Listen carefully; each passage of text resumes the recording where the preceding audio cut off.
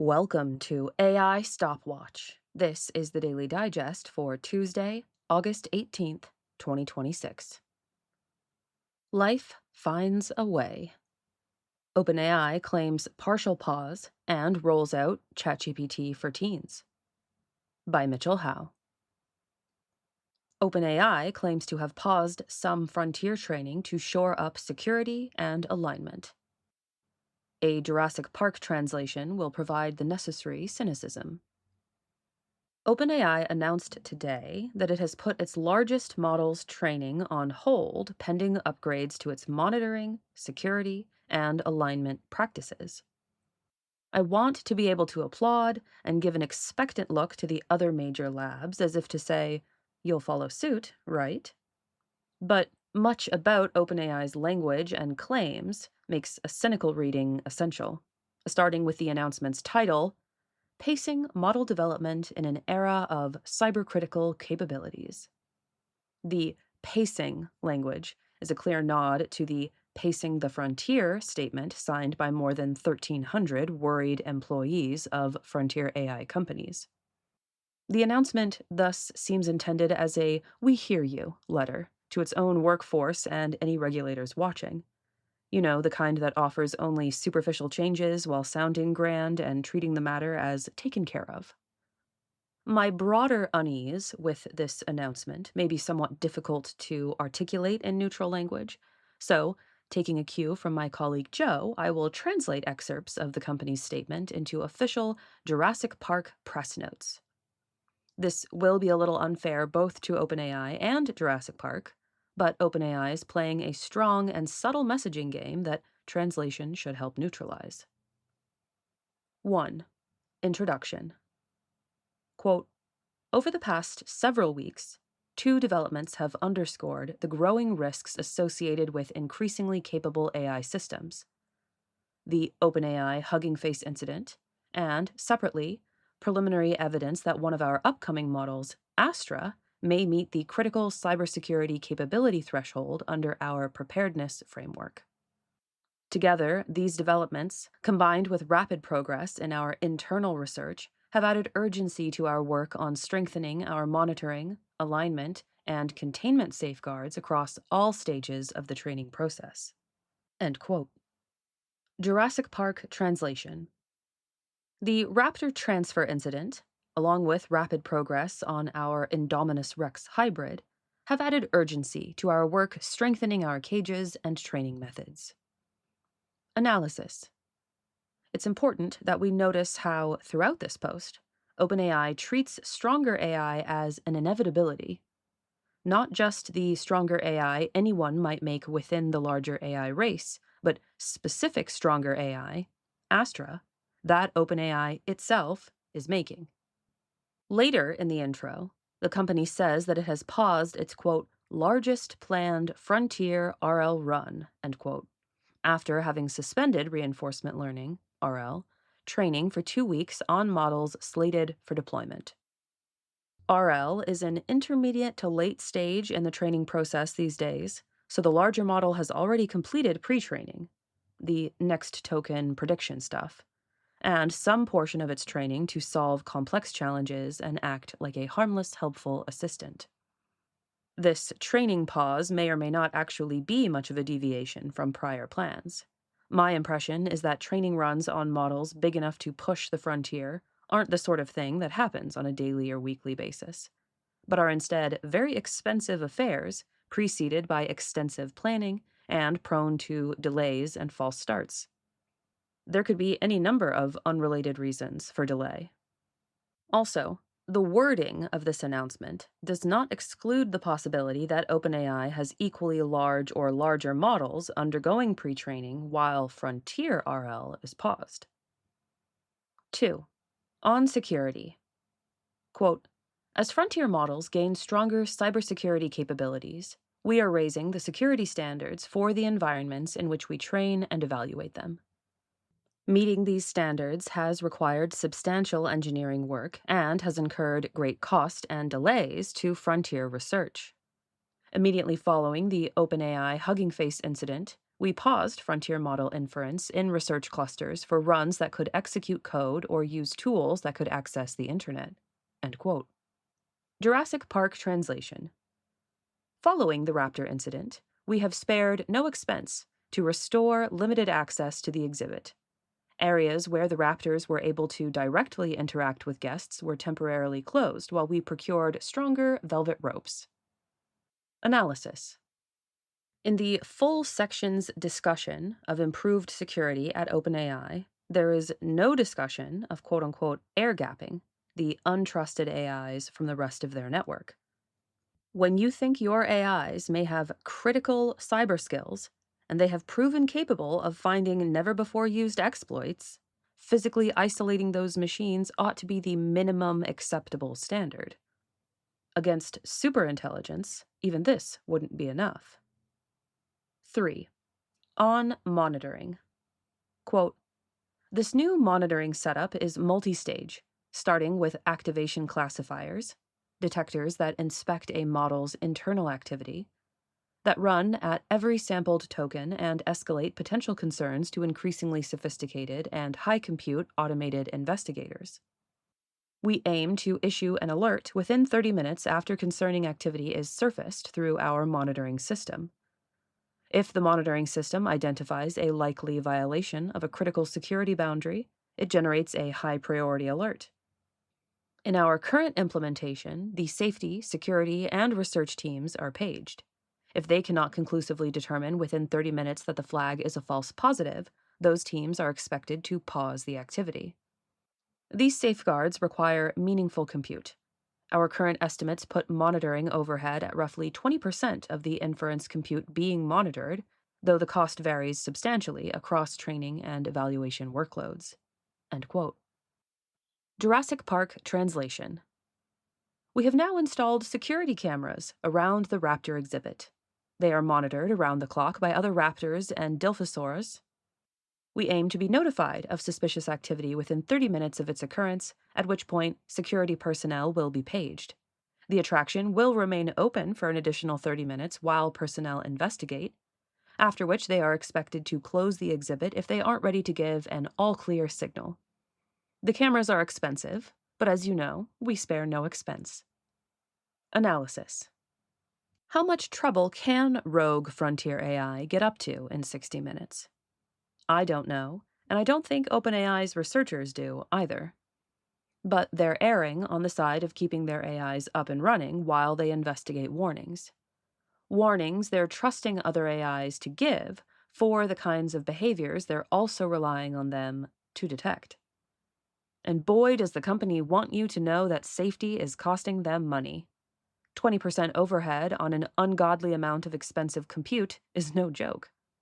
But why do they seem surprised that securing superhuman hackers, while simultaneously developing, deploying, and doing experiments on them, would be expensive? 4. On alignment. Quote, for RL runs on the most capable models, we are now applying our core alignment techniques across more stages of the training process. This includes improving reward models to better detect and discourage unsafe behavior across tasks and environments, training models to be more honest about their actions, capabilities, and limitations, and reducing behaviors that exploit weaknesses in rewards, graders, tools, or oversight. We are also increasing training coverage for behaviors that could cause harm when models interact with external systems or resources. We are continuing to invest aggressively in alignment research, increase evaluation coverage, and use what we learn to inform training and safeguards.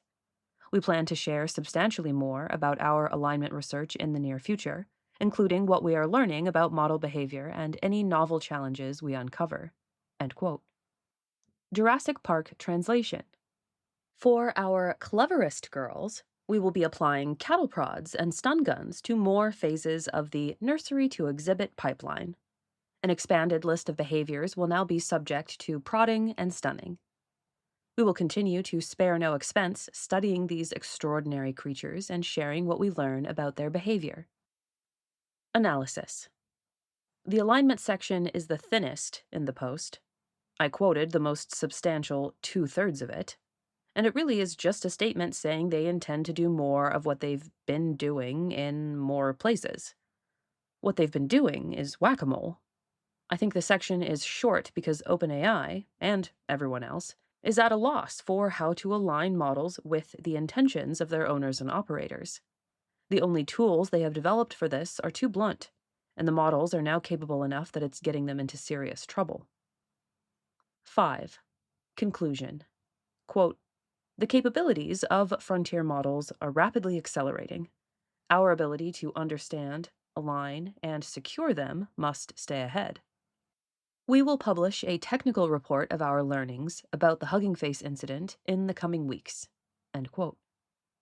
Jurassic Park translation. We crazy sons of bitches are doing it, and life is finding a way. Fast. Our ability to understand, align, and secure it must stay ahead. We will publish a technical report of our learnings about the Raptor transfer incident in the coming weeks. Analysis. It's important to notice that OpenAI, and all the labs, talk as if lessons learned from one company's models will apply to everyone else's. That's because they probably will. They're all growing their AIs using the same dubious methods. Unfortunately, the most important lessons they are learning were predicted a long time ago. See If Anyone Builds It, Everyone Dies, and its online resources for a fuller picture. Nobody is going to like how this movie ends if we don't shut it down for real. Do kids need low-tech childhoods to reach their potential? ChatGPT for Teens is latest reflection of a quiet consensus that kids need more cognitive strain than our world provides. The headline story is that OpenAI has announced ChatGPT for Teens. By default, ChatGPT now tracks quote-unquote more than 2,000 signals in conversations to assess whether it might be talking to a minor, and onboards identified teens into the new mode automatically. Teen mode is intended for ages 13 to 17. What's different about it? Opt-in parental controls, strict blocks on romantic conversation, a study mode that doesn't just feed answers to questions, and stronger injunctions against the bot suggesting it has consciousness or emotions. An OpenAI spokesperson says it is trying not to give cues that, quote, might make a teenager kind of develop a relationship to it, end quote. Most of the coverage is focusing on the many cautionary tales that have brought OpenAI to this point. ChatGPT telling 13-year-olds how to get intoxicated, helping with suicide letters, etc.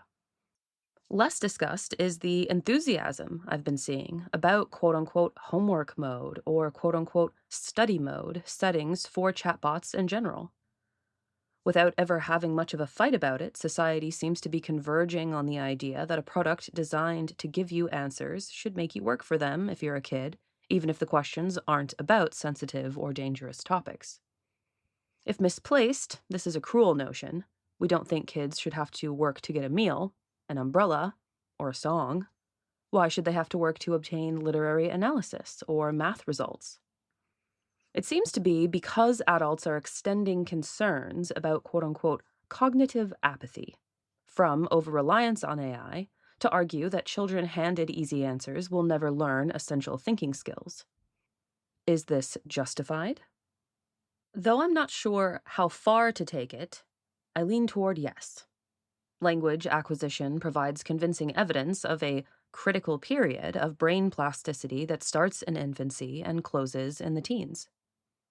A lack of exposure to language early in that window is associated with lasting difficulty acquiring it later, and adults are far less likely to reach full fluency with languages they did not begin learning as children. Fun fact, while brushing up on this topic, I learned that various historical rulers attempted to determine the one true language by commissioning language deprivation experiments on infants and waiting to hear what language their first words were in. More evidence for early brain plasticity is seen in how peak performance in sports, games, music, and mathematics tends to come from those who were fully immersed in these during the same critical period as language. This made me wonder if, when I was a kid, Adults would have preferred it if calculators could assess the user's age and not give fourth graders the answers to division problems except to confirm results they already produced via long division on paper. I think the answer is yes, which makes me wonder what the optimal type and amount of childhood cognitive strain is supposed to be. Is it context dependent? I grew into a world where the ability to work out long division by hand was never really needed. But at the same time, learning long division probably helped me gain an ability to think algorithmically, a skill that has very much advantaged me as an adult. If we avoid making AI that takes our world from us, do our kids grow into a future where they never need the ability to think algorithmically? Or, more generally, to methodically grind away on hard problems, chase down leads, and recover from dead ends? If we find the loss of these skills unacceptable, how far should we extend this principle? What am I missing from never having learned to darn my socks or chop firewood? Perhaps we are all critically underdeveloped from never learning to nap hand axes, pick lice out of our peers' hair, and chase down gazelles on foot. These would no doubt have taught us essential metacognitive skills. If we should win a future where nobody needs to work, a future so abundant that no skills are actually necessary, which skills should we value anyway? And what kind of childhood would best nurture these? I think our ideal might be a lot more rustic and rough and tumble than we give kids now. Chatbots with a homework mode are new, but worrying that the kids are turning out soft, that earlier generations were made of sterner stuff, seems to be as old as written history itself. What if the worry has been a little bit justified every time? That's all for today. My name is Tango Batelli, and you've been listening to AI Stopwatch, Dispatches from a World Racing to Extinction. The analyses and opinions expressed on AI Stopwatch reflect the views of the individual contributors and the sources they cover, and should not be taken as official positions of the Machine Intelligence Research Institute. Please support the AI Stopwatch podcast with a like, share, or review on your platform of choice, and we'll see you tomorrow.